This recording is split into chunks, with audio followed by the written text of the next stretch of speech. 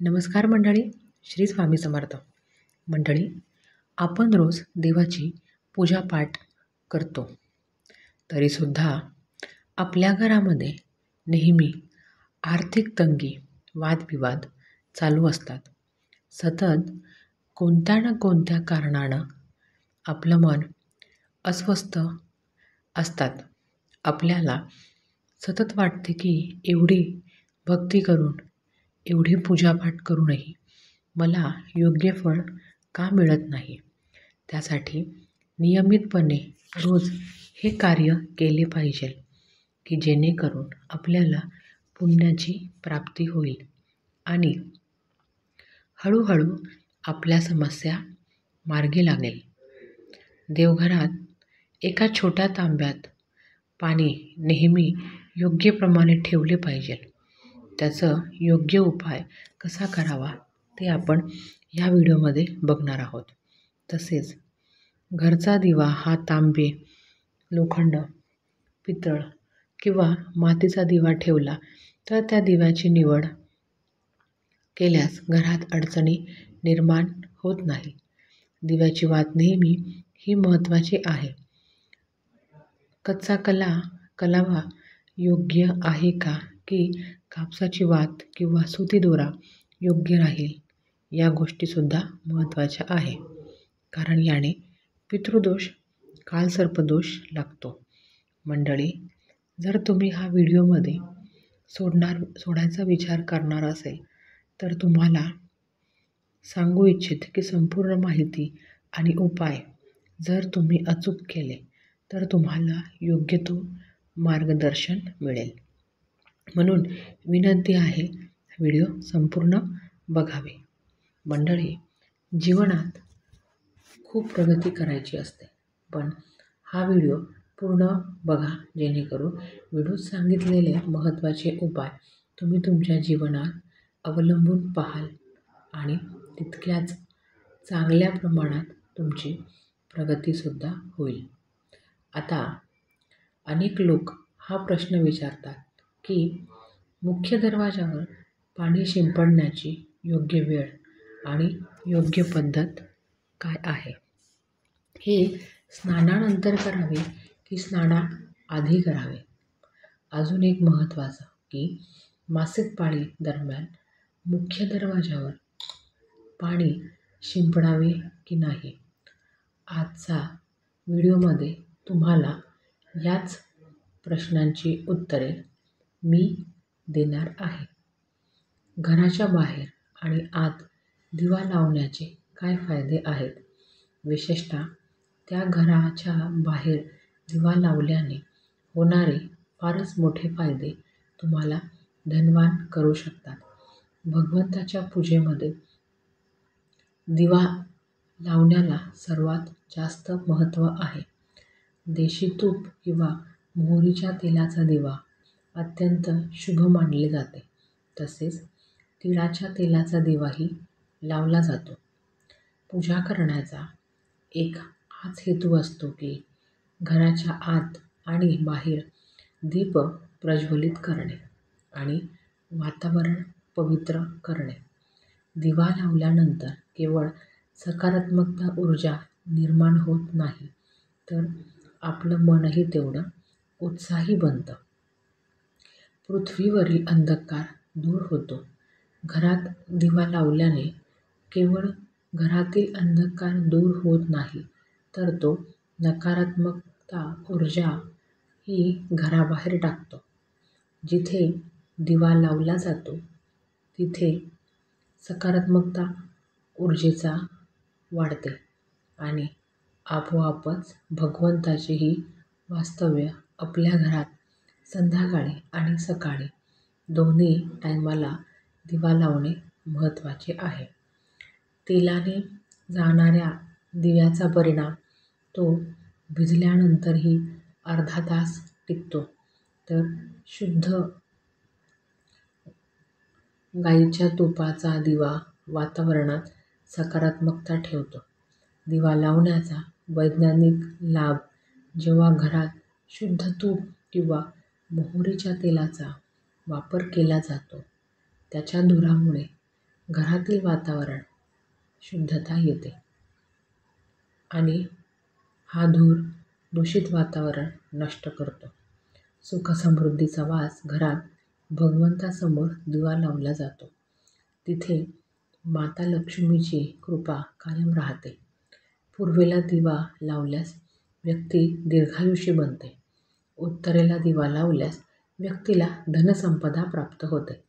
दिवा केवळ घरातील अंधकारच दूर करत नाही, तर आपल्याला जीवनातील प्रकाशाला सुद्धा चांगलं सामोरं जावं लागतं. घरात दिवा लावल्याने आजार आसपास फिरकत नाही आणि कुटुंबातील सर्व सदस्यांना आरोग्याचा लाभ होतो. विशेषतः जर एक दिवासोबत दोन लवंगा टाकल्या तर त्याचा चांगला परिणाम तुम्हाला बघायला मिळतो.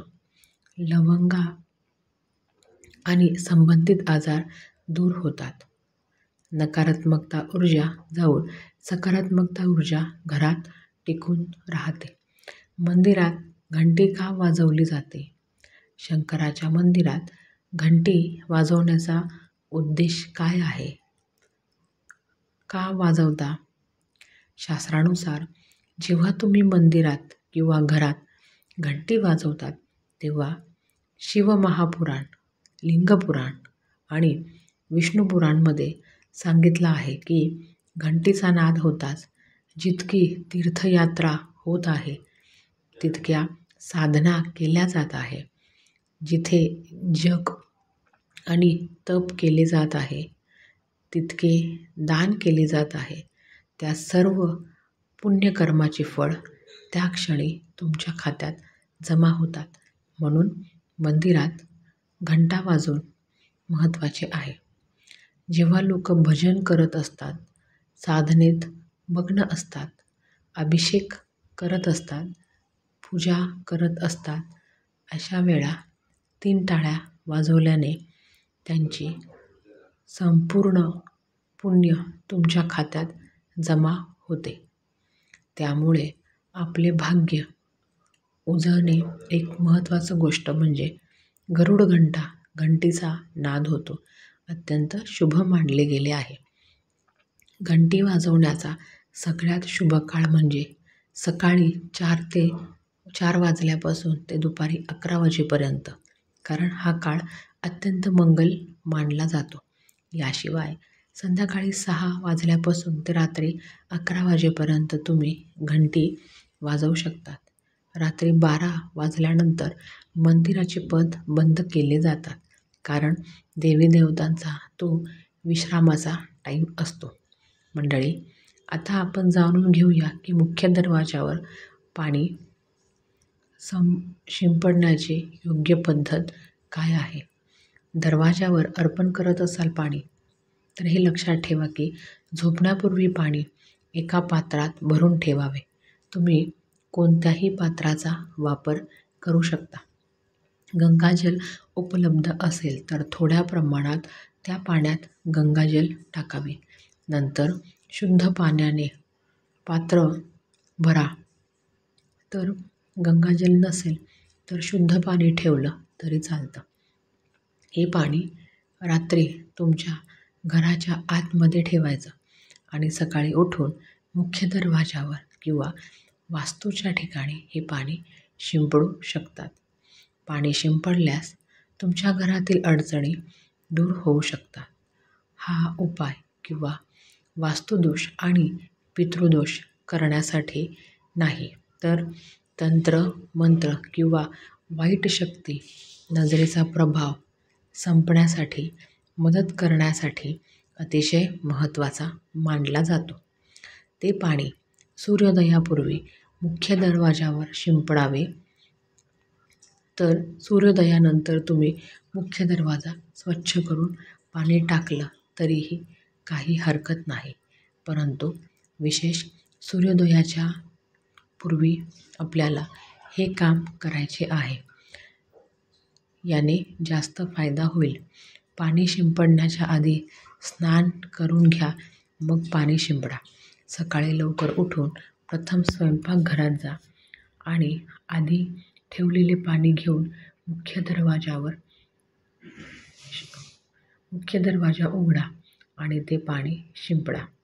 पाणी शिंपडताना आपल्या पितरांचे, माता लक्ष्मीचे स्मरण करा. असे म्हणत असता सकाळी सकाळी माता लक्ष्मी प्रत्येक घराच्या दरवाजावर येत असते आणि घराचे दरवाजे उघडे असतात आणि तिथे पाणी शिंपडले गेले तर माता लक्ष्मी घरात प्रवेश करतात. आणि शिंपडताना आपल्याला मनात माता लक्ष्मीला प्रार्थना करा की हे माता लक्ष्मी, माझ्या घरात तुझा प्रवेश कर, माझ्या घरात तुझे स्वागत आहे. त्यानंतर पितरांचे स्मरण करा आणि उंबरठ्यावर पितरांचे स्नान समजले जाते, त्यांचा निवासस्थान मानले जाते. जेव्हा तुम्ही उंबरठ्यावर पाणी शिंपडतात तेव्हा पितृ प्रसन्न होतात, म्हणजेच तुम्हाला भरभरून आशीर्वाद देतात. हे केल्याने तुम्हाला प्रत्येक कामात यश मिळेल.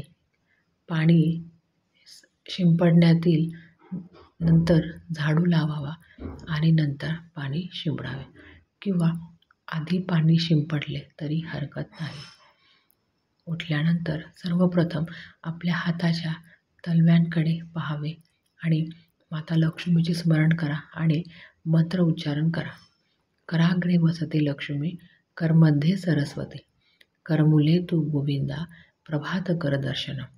हा मंत्र म्हणून आपण आपल्या तळहातांकडे बघावे आणि नमस्कार करावा. नंतर अंघोळ करावी. स्वयंपाकघरात प्रवेश करून उंबऱ्यावर पाणी शिंपडावे. आता प्रश्न असा येईल की मासिक धर्म असेल तर मग ते पाणी वापरावे का किंवा अतिरिक्त पाण्याचे काय करावे? तर ते अतिरिक्त पाणी तुम्ही तुळशीला सोडून कुठल्याही झाडाला अर्पण करू शकतात. आणि मासिक धर्म असेल तर उंबऱ्यावर पाणी शिंपडणं टाळा. 4 ते 5 दिवस उंबऱ्यावर पाणी टाकू नका. तर मंडळी, कशी वाटली आजची माहिती? व्हिडिओ आवडला असेल तर लाईक, शेअर, सबस्क्राईब करा. धन्यवाद.